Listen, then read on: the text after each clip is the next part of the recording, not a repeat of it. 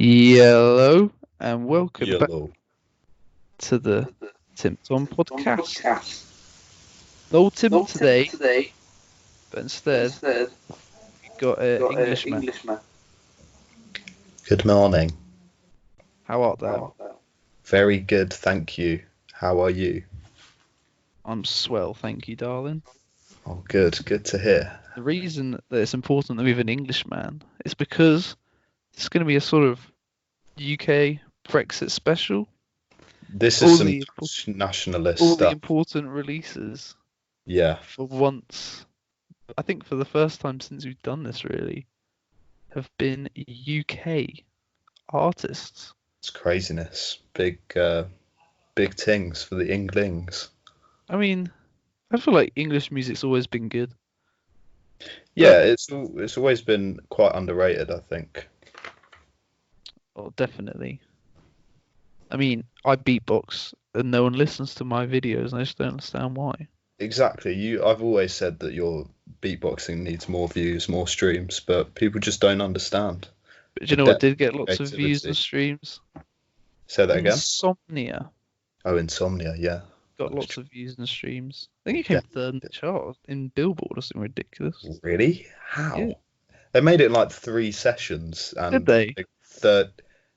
third in the charts. Yeah, they did like 3 recording sessions, and that was it.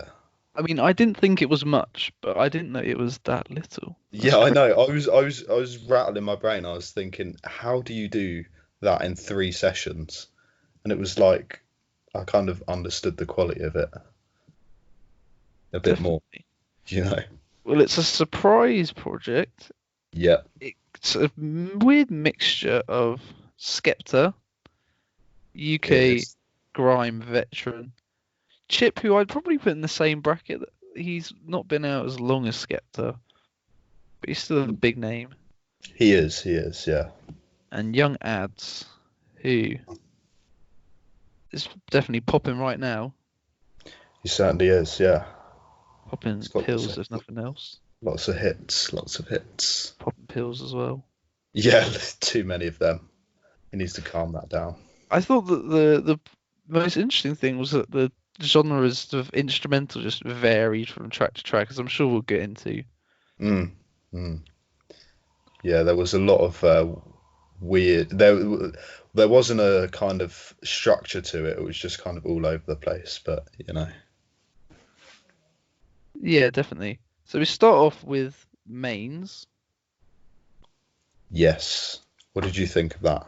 I liked it. I thought Skepta came out the gate because I wasn't sure whether he was gonna like sort of maybe take it a bit easy because it wasn't his project. Yeah. He hasn't got big competition on there. But I thought he performed really well on the track and he produced it as well. He did, yeah. So an all-round good performance from him. Very good. But I thought, honestly, Chip stole the show. Yes, he had the best bars on there. I think the project as a whole, to be fair. Yeah, no, I agree, yeah. I mean, he had this, on this track, he had this weird auto-tune. Yeah. But he still came out with some great bars like, "You ain't the goat, you mutton." Yeah. It's so good. It's brilliant. Yeah, I think he definitely, throughout the project, he definitely had the most, punchlines out of everyone. He had the best wordplay. The one that had me shouting, "Bars!" Bars! Yeah, no, it was... Yeah, he was good. But I think the first track is my favourite. It's a one that I like keep going back to. But mainly because of the production. I think Skepta's production is just like amazing on the majority of his stuff. But did you see the beat battle he had between against J5? I think it was yesterday. No, I didn't see that on Instagram Live. Yeah, like I was saying off air, there was loads of Insta lives. There's been loads of beat battles. I need to get on these Insta lives because I've been seeing it on Twitter. Everyone's been saying like about all these beat battles and stuff. But I haven't actually seen any of them. They had a go, and then Lethal Bizzle challenged Wiley, so I don't know if that's going to happen. But I just can't imagine Lethal Bizzle has produced any of his stuff. Oh, I think it was just hits rather than. Oh, right. Oh, fair enough.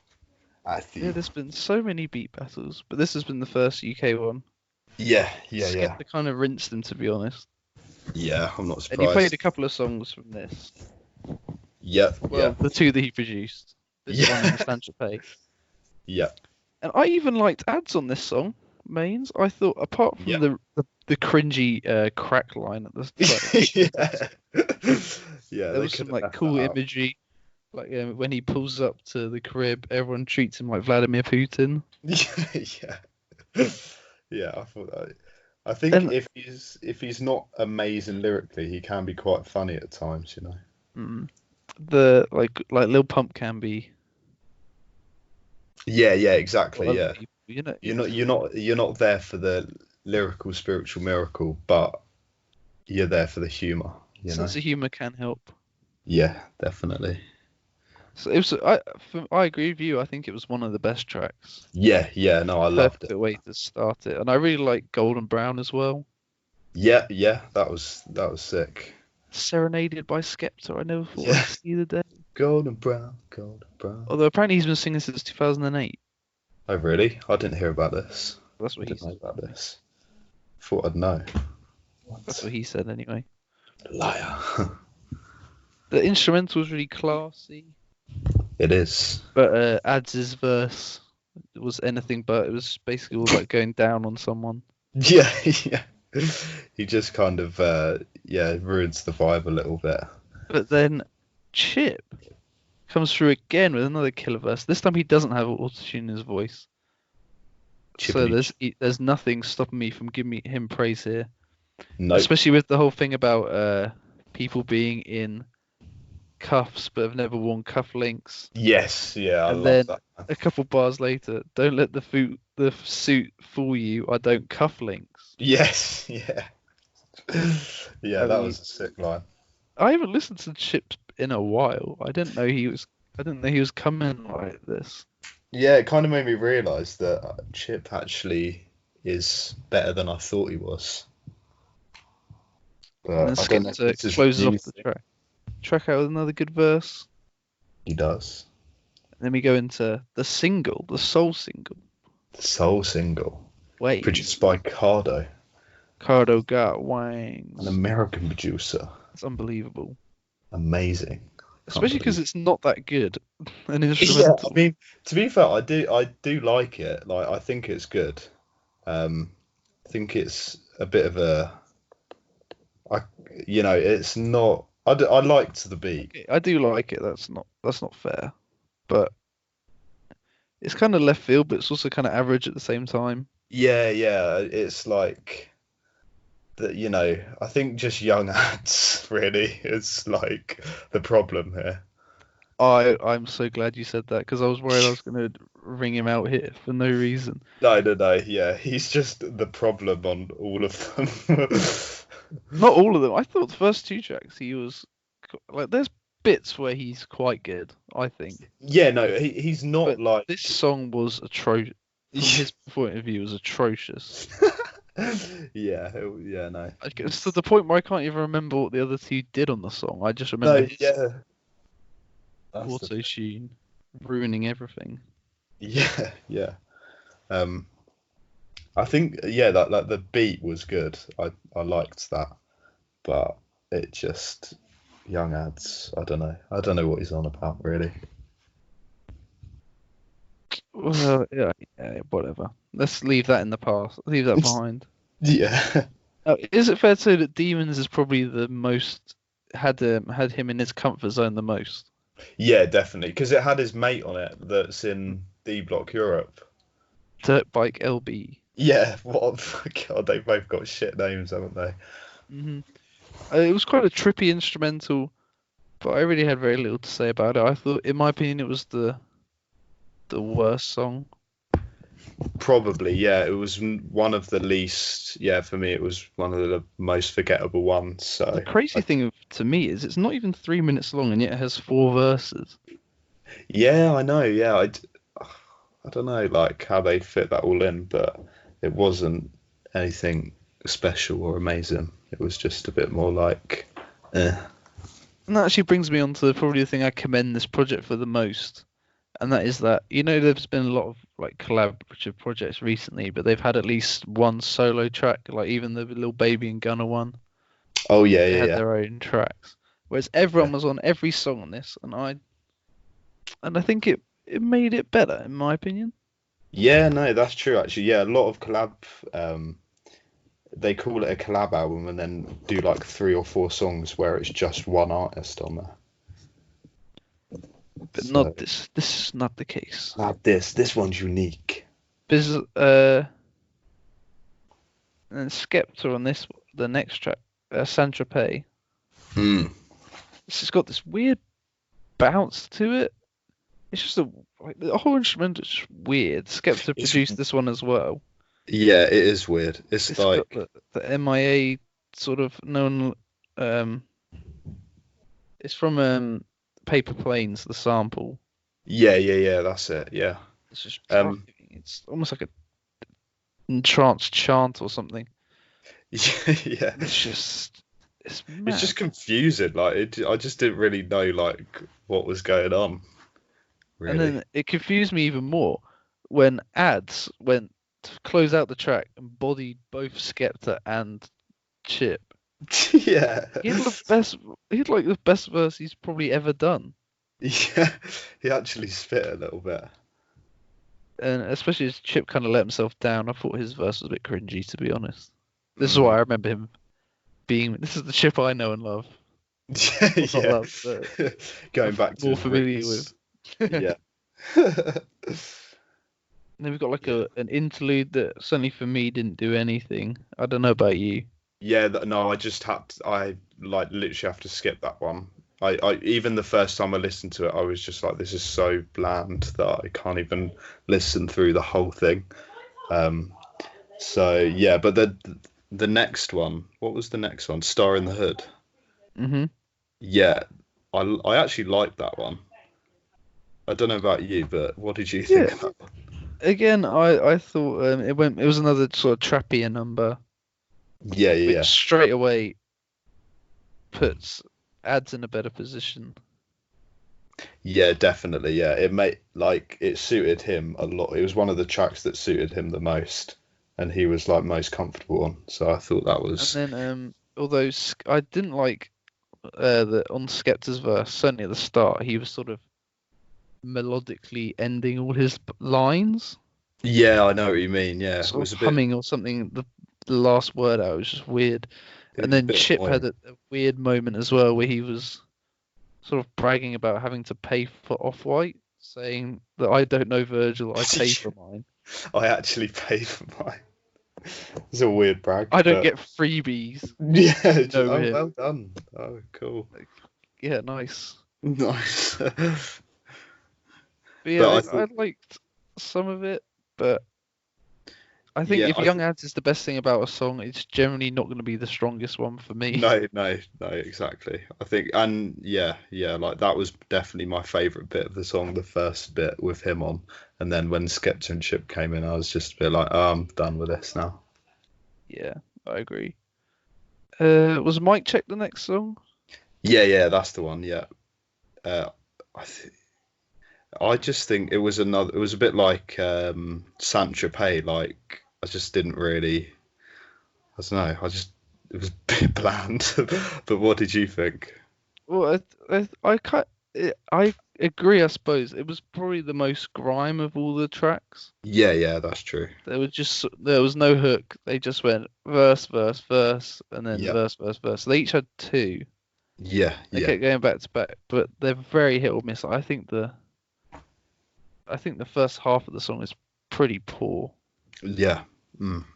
But also it wasn't terrible. Yeah. No. There was a little bit of spitting going on there. Just forgettable overall, I'd say. Yep. Pretty much. Like a fair few of these tracks. Yeah, I don't know about you, but I only from my first listen, I only remembered Saint-Tropez and the first 3 songs. Yeah, same. Like I think, and wait, what else did I? And Star and Hood, and that was pretty much it. Like was the only ones that I remembered. But yeah. Okay, which one's next? Where are we going after that? Is it Sin City? Let's have a look. Oh, Traumatized. I didn't like that one. I didn't know anything down for it. I thought it was either, I can't remember, it was either Traumatized or Sin City, but the bars on there were actually, I thought they were quite good. Apart from probably Young Ads, but I think Skepta and Chip actually had quite a good few bars on there. Well, he dominated the song, so I didn't really like it that much straight away. No. Yeah, exactly. Sin City was, however, dominated by Skepta instead. Yes. It was the only thing I know. The one thing I just realised is that Chip doesn't do a single hook on this album. No, he doesn't. He stays away from that. He leaves it to either the crooner or the legend. Yeah, he avoids that quite well. But this was probably the hardest song, I'd say, certainly in terms of spitting. Definitely, yeah. I think Skepta's hook and the verse were both good. Chip was pretty good as well. And then Ads didn't ruin it. Yeah, no, that's the best he does. He just, if he's not bad, he just doesn't ruin the song. But yeah, no, I thought it was actually kind of, because I thought I was a bit disappointed about the whole thing, with both, like, well, not really Chip but Skepta. I thought his game was a little bit weak on this tape, but on this song I thought he actually spit some good stuff. Well, it was always going to be hit or miss. It was made over 3 days. Yeah, exactly. And you sort of had other people to rely on as well. Yeah. So brings us to the weird final bits of the project. High Road was an interesting idea, like the slow piano and the weird lo-fi hook sample. Yeah. I thought I didn't hate it, but I still didn't find it very memorable. No, I remember I still can't understand what the sample's saying. Yeah, oh yeah, that one. Yeah, it was a bit confusing, and I think, did they use that as like the hook? Yeah. Yeah. I thought the introspective verse, especially from Chip, was quite good. But again, an instrumental like this is the last thing I want to hear Young Ads on. Yeah, God. It was sort of slow and all real, so it was a recipe. He was just set up to fail from the start, really. Pretty much, yeah. They could have left him off one song, but alas, they did not. And then they decided to close it out with the song called Intro. Yeah, I think that's for like them saying that they're going to do another project. Right. But that's the only way I can think of it, really. Because Chip talks about Insomnia 2 on like that track, so that's the only way I can imagine. Oh, does he? Yeah. I thought that throughout the project he sounded the most happy to be there. Like, he was always like, if 3 people come on an album, it ain't gonna sound like this. Yeah. And he was kept calling himself the GOAT, Skepta the GOAT, and Ads the GOAT. That happened quite a lot. From what I remember. They're all quite complimentary. He was definitely very happy to be included. Yeah. He was the most grateful out of all of them to be there. So overall, what are you feeling on this? I think it's pretty meh. I think I think the first 3 songs, I like them, and Star in the Hood, they're the ones that I remember. But apart from that, I think it's just a bit like, I probably in a few weeks' time, I probably won't even have remembered that they released it. That's all right, because the boys are back in town. I just forgot to mention that on mains, Young Ads nicked the Future laughing flow.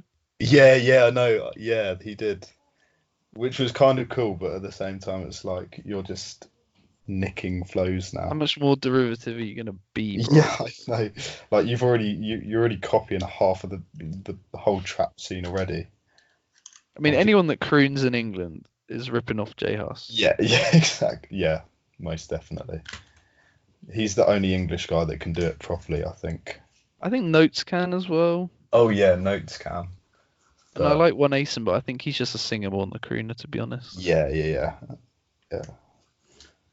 So But anyway, that's another argument for another day. I've gone with it. I've gone with a 6. I thought the bits were good.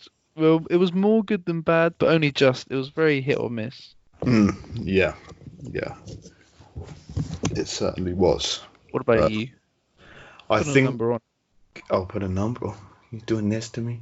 I think I'd probably give it a 5 out of 10. Only because of the like production. I thought it was quite good. Particularly the first few tracks, and mainly because of Mains. Really, that's the main song that brings me back to the album. So yeah. Do you think they could be another? This could start a trend of other people doing I reckon collab albums. Yeah, people will start doing it now. Usually, Maybe a Kano, Lethal Bizzle, and Notes album. Oh God, no! Let's just like stick to actual rappers, and or maybe Skepta and Chip could do one, and then bring, I don't know, Wiley in or something, if they're not I don't think beefing. anyone's bringing Wiley in at the moment. Oh yeah, because he just beefs with everyone. It's alright though. He'll come to the Rochester Amadeus. He will one day. After all this ends, we shall see Wiley at the Amadeus. Okay, from one UK project that didn't really have any build up. They announced it a week before it came out. I think so, yeah. To an album that had tons of build up. Big build up. It had singles. Like didn't Don't Start Now, that came out last year, didn't it? Yeah, that came out like months ago. Definitely last year. Dua Lipa. Dua Lipa. England's finest. Well, I saw her at Reading before this came out, obviously. Oh yeah. It was a good enough time. Someone had a sign that said Dua Lipa in my pants. Love it. Punny. And I would like to start by saying that I love the artwork. Yes, it's good. It's great artwork. And Skepta did a Q&A about insomnia. And apparently he tried to get a fourth person on. Do you know who that fourth person was? Who? Apparently it was Dua Lipa. What? What song was she going to be on? Well, all of them, I imagine. Oh, wow. Interesting. That might have upped sales for their mixtape, you know. It would have been something. It definitely would have. Been interesting. But anyway, Future Nostalgia. Intriguing title, I think it's fair to say. Yep, it's a bit, that future and nostalgia don't really mix, but here they are. And I think if there was a world in which they could mix, it probably is this, is it not? 100%. I came right from the start. What future nostalgia was, and I came out knowing exactly what future nostalgia was. Well, I mean, right from the start, it kicks off with the title track, and it's almost like a disco-infused mission statement of what we're about to experience. Yeah, it didn't hold no bars. It wasn't like, it wasn't a chill kind of come in and listen to this. It was just full on. Yeah, straight out the gate. Yeah. And she even said she wants to change the game and give us classics. And I think she might be on her way to doing that. Which is fighting talk. Yeah, she knows what she's doing. She knows what she wants. She called herself the alpha in the song, didn't she? Well, yeah. So she's female alpha. It made me uncomfortable. I don't know about you. No, didn't make me uncomfortable. I thought it was a little bit cringe, but that's what pop music is, I guess. Then we had the aforementioned "Don't Start," which for me has just a great bass line. I love that song. I love it so much. I loved it from the first time I heard it, and even though I've heard it so many times, I still love it. Yeah, it's just a tune. I mean, it's kind of the wheelhouse that she's made for herself. The sort of "you dumped me, and now I'm famous. You want me back." Yeah. She's done a few songs about this. Yeah, she does quite a few songs on that. But it's good nonetheless. It is, yeah, definitely. And another killer chorus. Yes, it's amazing. Be a theme of this review, I'm sure. Mm.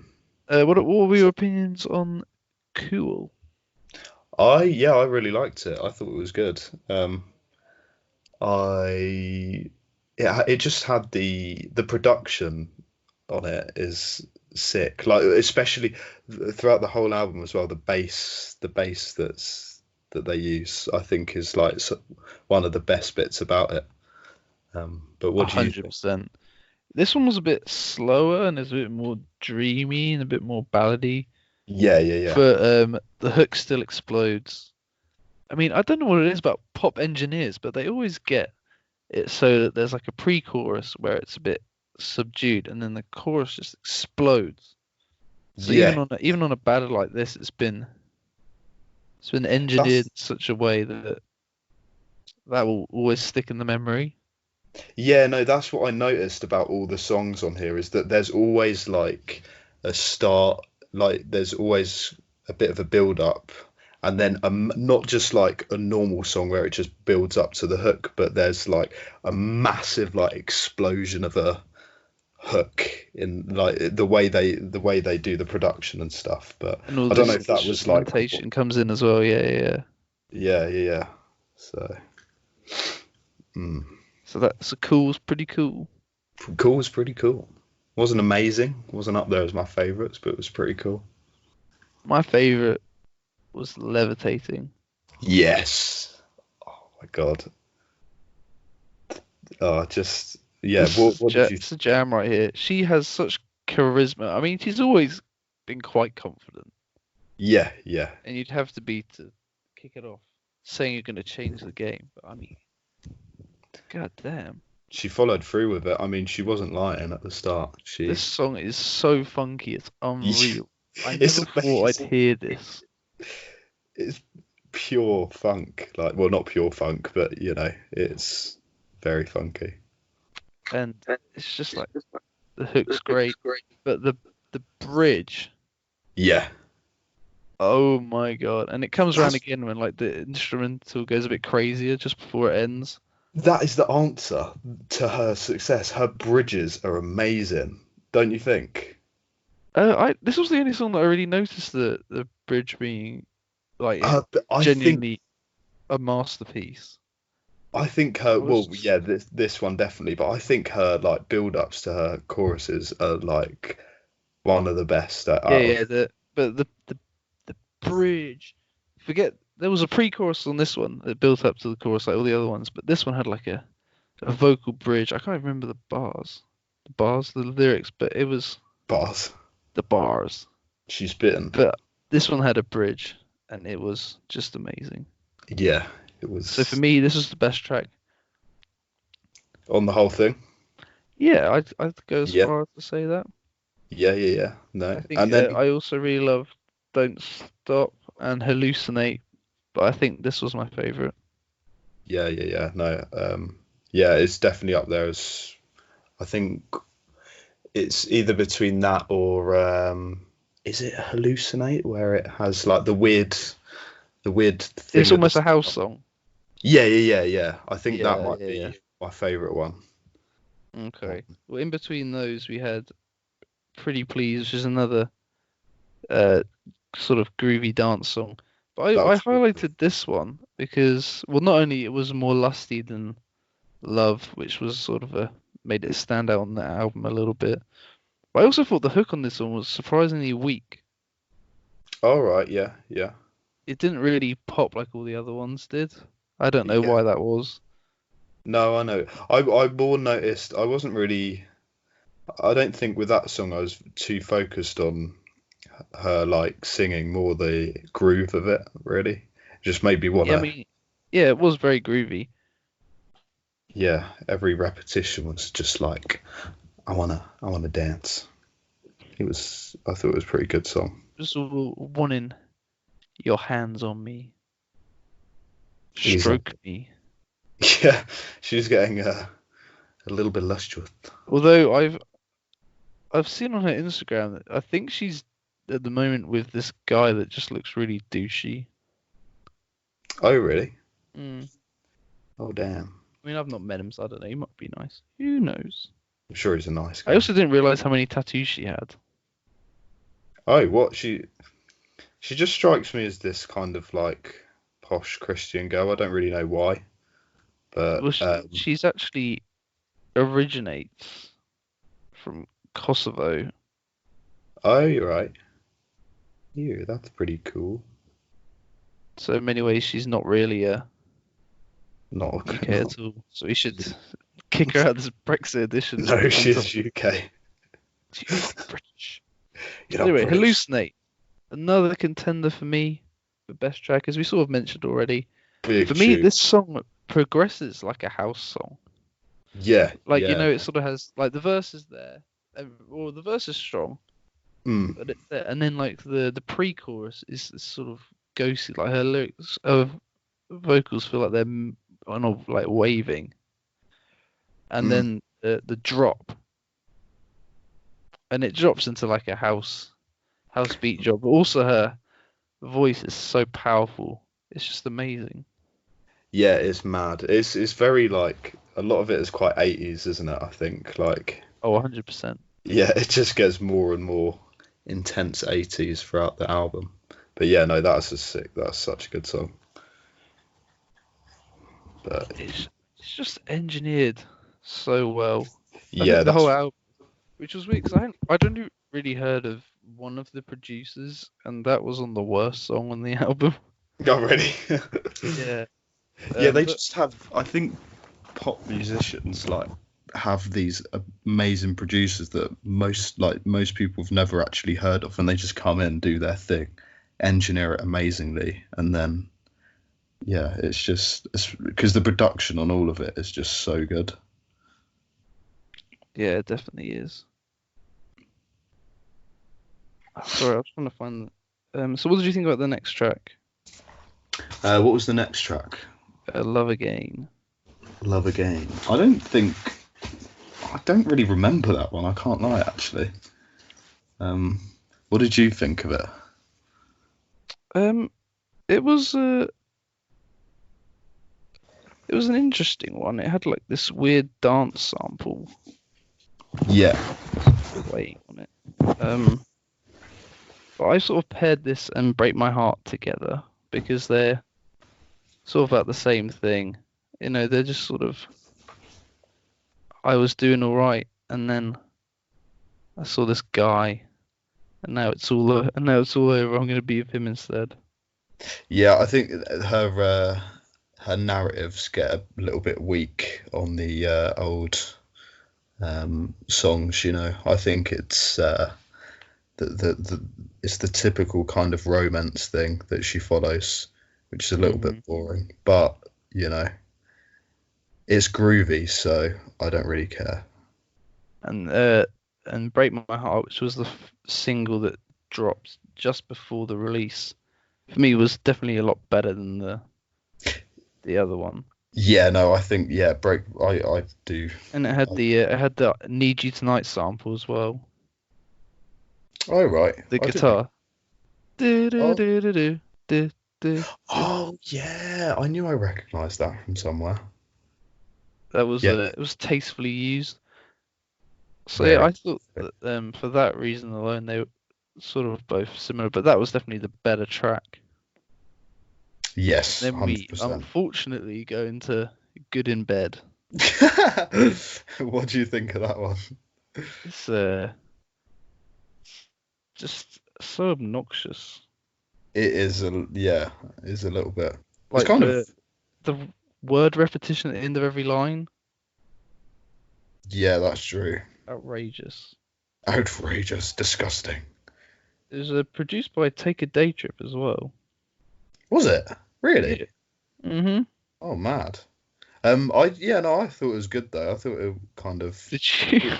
Yeah, I thought. I mean, not the lyrics. The lyrics kind of were a little bit of a turn off, but I can't lie. I was bumping my head to it. I was enjoying it. Although I thought it was really obnoxious, and I thought that the closer was kind of obnoxious as well.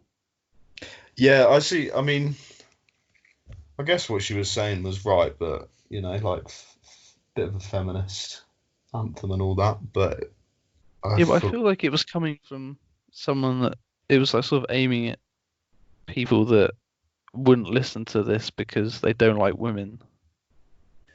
Yeah, I guess, yeah. So yeah, the message probably wouldn't really reach out to the people that need to hear it, I guess. Yeah, and I also really didn't like, and I think you called it some of the lyrics cringy earlier. For me, when she forced mansplained into that line. Yeah, I hated. That's like what she was saying is, I mean, obviously completely right and all of that, but just some of I just think it's a thing with pop artists that I have to look past, where it's like a lot of their lyrics are just make me want to crawl inside myself. Yeah, but I don't know. I thought for the most part this was like really well written. Yeah, no, I thought it was, like that's why I was surprised with it. I think that's why I liked it a lot more than I thought I would as well, because, she doesn't have horrific lyrics in it, but yeah, she still has like some of them are just a little bit like, ugh, like, you didn't really need to say that. Yeah, there were a lot of co-writers on here as well. I don't know what the situation is, but I imagine she probably was determined to fit that in. Yeah, I could imagine. I'm sure didn't fit it just like the flow of the song was ruined by forcing that in. Yeah, there was no need for that, but she did it anyway, so what can we do? What can we do? Okay, so that was future nostalgia. A bit of an oxymoron. Yes, but nonetheless a great oxymoron, I believe. Just it's a record that is going forward, but knows where it came from as well. A lot of 80s, especially synth pop. I wouldn't say revivalism or worship, but it's very heavily influenced. But yeah, it sounds very modern as well. Yes, yeah, I think that is the best way you could explain it, actually, Tom. The whole future nostalgia thing. It's heavily influenced by the past. So I guess that was the concept of the record. Yes, yeah. That was another thing I liked about it as well. You don't like with big pop artists like her. I don't know. Well, I say that, but they don't tend to follow like a proper theme with their albums, but she actually did with this one. Like she stuck. Sonically, it did. Yeah, sonically, yeah. Maybe not her lyrics and stuff, but yeah, sonically. I think it's as much as anything, it's just a nice change of pace and sort of seeing someone try something different rather than have the same old thing. And like there's usually when you listen to a pop album, at some point there's gonna be a horrible acoustic song. Yeah. Like you expect about a breakup, but on this one it was groovy throughout, strong choruses throughout. Yeah, that's what made it good. It stuck with that, But the verses weren't bad either, which you usually get in a pop record. So overall, I'm going with the 7 here. I think this is maybe even an 8. I'm gonna do it. I'm gonna give it the 8. I mean, when I first heard it, I would have gone with like probably like 6, maybe 7. But now I'm definitely going to go with an 8 because I just think I know I will go back to this quite a lot, and I just love the grooviness of it, and the fact that she's blonde as well. And yeah, and the fact that she's highly attractive, but that's not the main reason that I'm going to go back to this album. It's because it's good. Absolutely. So yeah, this has been the UK only edition. So if you're not from England, Leave. we don't want you here. Yeah, well, I mean, no, we don't. We'll just stick to the plan. Yeah, stick to the mission statement. Alrighty, so I've been Tom. Tim's been dead. I've been Connor. I don't know if I'm alive or dead. Who knows? Who can say anymore? No. But this is still the TimTom Podcast. I'm sure Tim, we can like exercise him. Is that the word? Exercise? What, like perform an exorcism? Yeah. Oh yeah, I think we could do that at some point. We'll have to do like a visual episode, the TimTom Podcast, where we exercise Tim. Have to dust him off. Yeah. Get him ready for whatever we do next. Whatever. But anyway, could be an exorcism. Who knows? Until that day. Until that day. Take care of yourself, and make sure you don't mingle with any old people that you don't have to. Drink water. Don't take ketamine. Yes. Love your parents. Love everyone. Apart from people.